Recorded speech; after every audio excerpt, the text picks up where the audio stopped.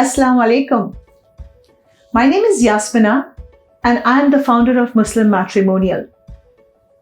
The topic that we are going to talk about today is simplicity of marriages in Islam. Like all things that are uncomplicated in Islam, so is the Nikah or the marriage ceremony.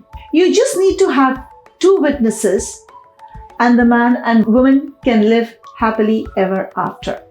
Now, how many of us actually follow the simplicity of Islam? Not many of us. In fact, many of us treat marriages as fashion shows.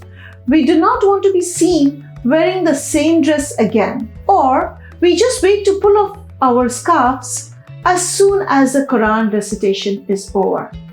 Attending marriages or weddings is the sunnah of the Prophet ﷺ. He has always advised us to attend marriages or nikahs. Islam looks at marriages or nikahs as a worship and obedience to Allah subhanahu wa ta'ala. In fact, there is a hadith of the Prophet ﷺ quoted by Imam Ibn Tirmidhi and Imam Ibn Majah. They say, publicize your marriages, execute them in the masjid and celebrate them with a daf. Islamic marriages always has a purpose. Now the purpose is that in Islam, marriage is very different. It is considered halal and different from an illicit or an evil relationship. When you are looking at marriages, there are two aspects. One, when you're attending the marriage as a guest. And two, is the person who's getting married. Let's look at some basic etiquettes of attending a marriage as a guest so that you may take benefit and earn sawab from this occasion. So we come to the first point. Your niyyah is very important.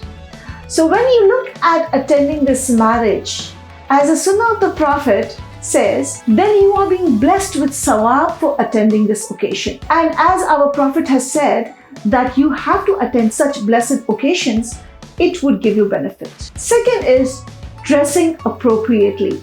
Do not dress so bright or so glamorously that you're competing with the bride. Or do not dress so sober that you do not look like you're attending a marriage. The next point or three is conversations. What you say and how you say makes the difference. So remember, when you are having conversations, do not say anything that is unpleasant or do not discuss an unpleasant matter which would make people sad or unhappy on such a happy occasion. So as Muslims, we have to be very kind and considerate to others and make sure that our conversation is right. The next point is point 4, which is recommended that you congratulate the bride and the groom on such a happy occasion. So very important, wish the couple. And you may also say a dua of the Prophet if you like to. The next point is point number 5, which is be quick to help the family. Sometimes there could be an occasion where you're needed very urgently. So be on your toes and be helpful to the family. Alhamdulillah, there is a lot of sawab connected to this occasion. The next point is point number 6, presenting a gift to the couple. Now, giving a gift is completely dependent on your relationship with the couple or with the family. And of course, it is also dependent on your economical status. Alhamdulillah, it is preferable that you give them cash. Now, the advantage of giving the couple cash is because it would help the couple to start a new life, or it would help the couple to buy something that would help them start their new life. So Alhamdulillah, we have covered the points, but celebrating weddings or nikahs is a very important part of Islam. This is generally done by women singing beautiful songs. Just make sure that these songs are not lustful. But of course, these songs are related with happiness and joy so that everybody benefits from being happy on this occasion. Now, we have seen the whole nikah and marriage ceremony from the point of view of being a guest. Now look from the point of view of being the person who's getting married. No doubt this is the most happy and memorable occasion for the young couple. This is the foundation for the journey that they are going to take forward. Now again, Celebrating this beautiful journey, which is the start of their journey, with family and friends is very important.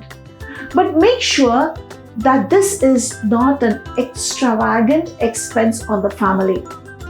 Now, how would it be extravagant? Because you have so many things to do and so many things to organize.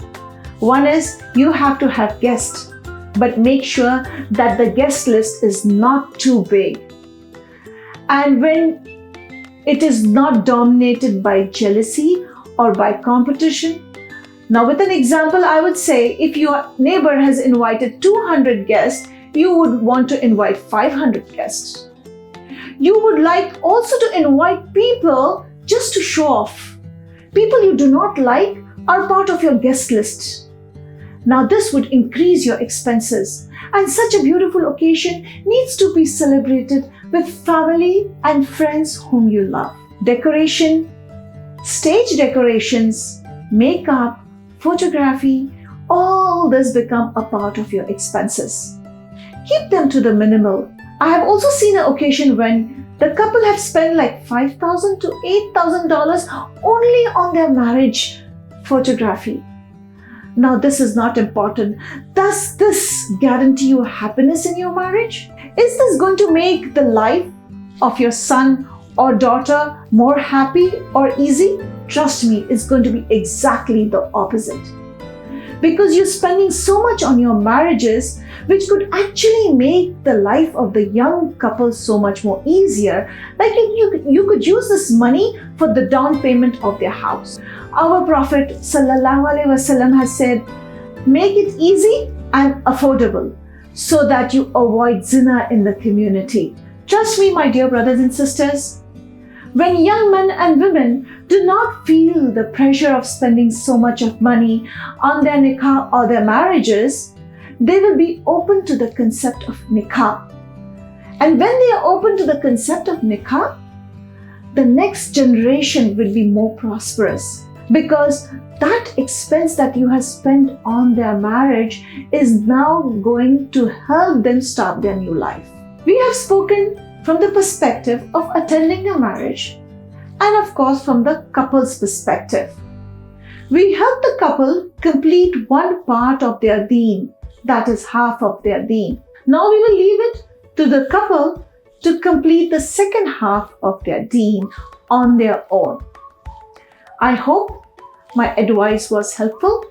Do not forget to subscribe to my channel and press the bell icon so that you're notified when my next video is online.